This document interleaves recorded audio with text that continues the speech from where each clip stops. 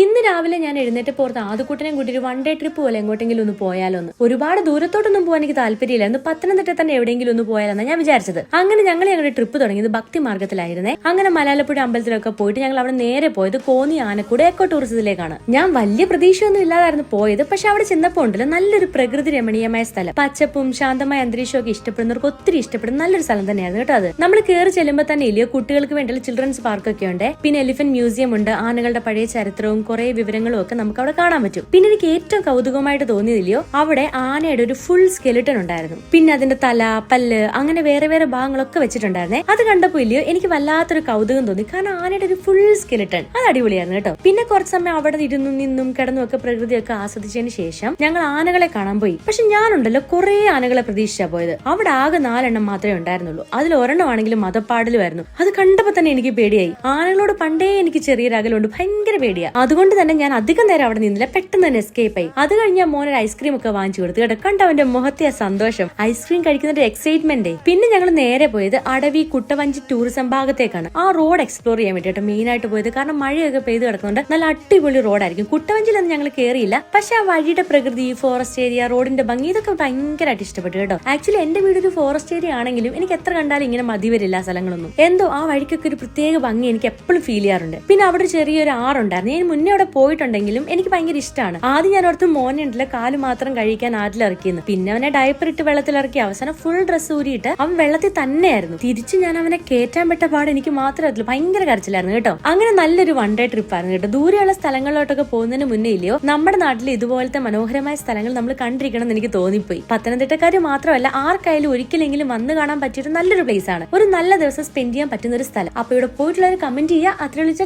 By.